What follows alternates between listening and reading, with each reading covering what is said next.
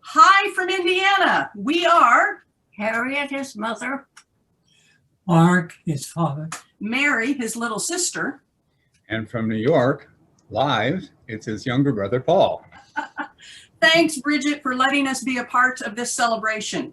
We'd each like to share a quick highlight from John's time in education. After graduating from college way back in 1976, John began his teaching career at Van Buren Elementary in Plainfield, Indiana, where he taught until 1988, at which point he moved to your fair state of Florida. Woo! John did a lot of things other than teach. He taught piano lessons and he directed the church choir. Right, he has done a lot. But Harriet, there's a shared experience that you had with John. What was that? That was something that was unique. Oh, I worked at Central Elementary as the school nurse. And I had been there 10 years when John came back to Plainfield to work. So he was working about 2 blocks away from where I was. In the same school district, In right? the same school district. And I taught about 10 years before he came and 20 after he left. Well, the world has never been the same since John came.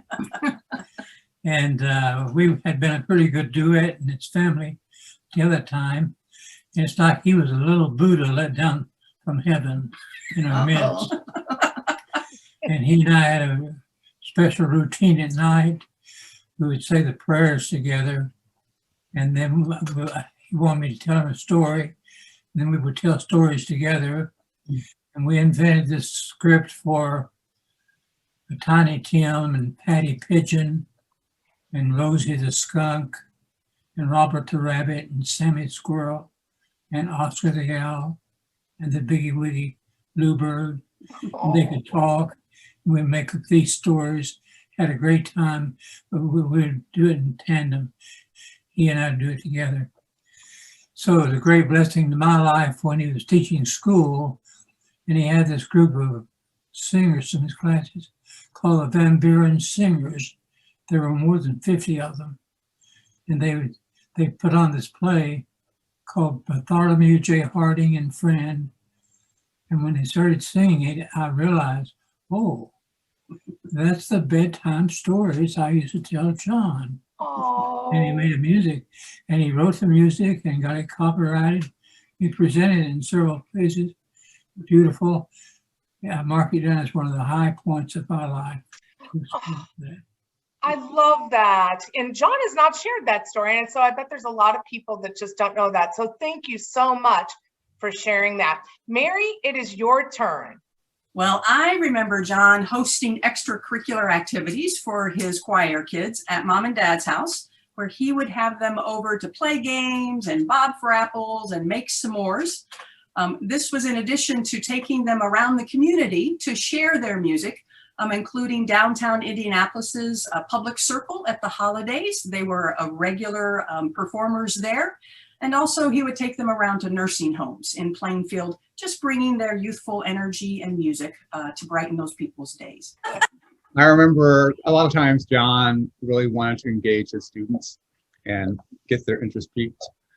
And he had some special needs kids one year. And he wanted the student to be Francis Scott Key in the musical production of the day.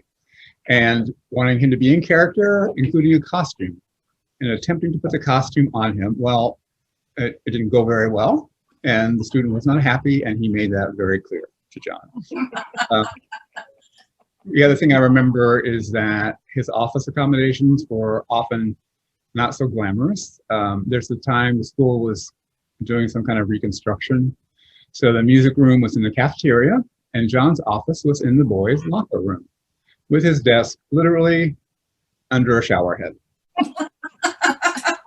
Well, in closing, we acknowledge that we have no way of assessing, John, how many students' lives you have touched directly and indirectly.